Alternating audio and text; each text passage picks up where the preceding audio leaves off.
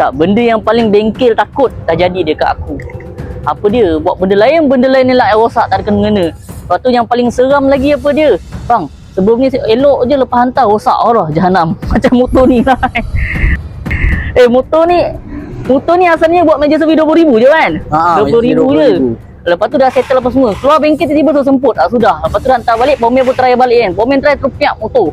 Dah jadi dekat tangan pomen, terpaksalah tanggungjawab kan. At least solve-kan masalah tu walaupun tak ada kaitan kan. Motor ni apa punca kan? Ni punca dia daripada GPS tracker. Terbakar. Short habis wiring dekat wiring sini. Duk, punca GPS lepas tu tangkap wiring sini terbakar. Yep. Lepas tu ending apa jadi? Ending dia apa tu, immobilizer dia terbakar terus. Lepas tu ECU kong, lepas tu ada part-part yang rosak macam kipas radiator. Lepas tu bukan modal. GPS dia problem.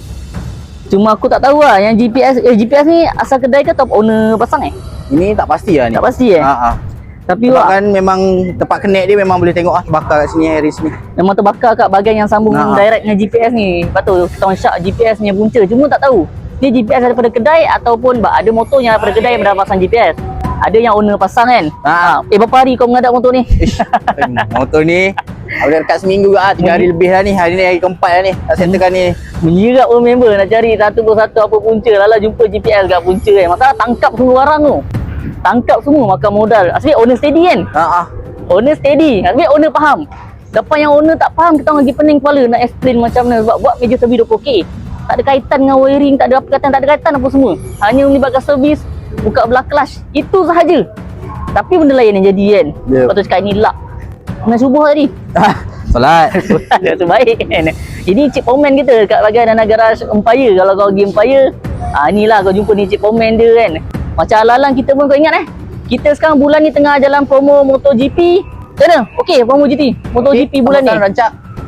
Bulan MotoGP, so banyak package harga dah murah. Hawa-hawa meja servis apa semua murah.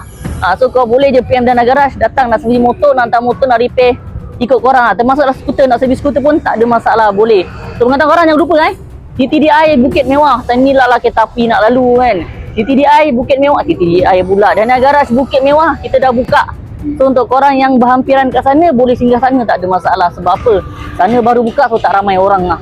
So korang boleh ke sana juga. Dana Garage Bukit Mewah, betul-betul sebelah dengan tol Bukit Kajang. Tol Bukit Kajang Yelah tu yang kes yang langgar lori langgar apa budak meninggal kan, kesian kan. So untuk korang papa PM je kita.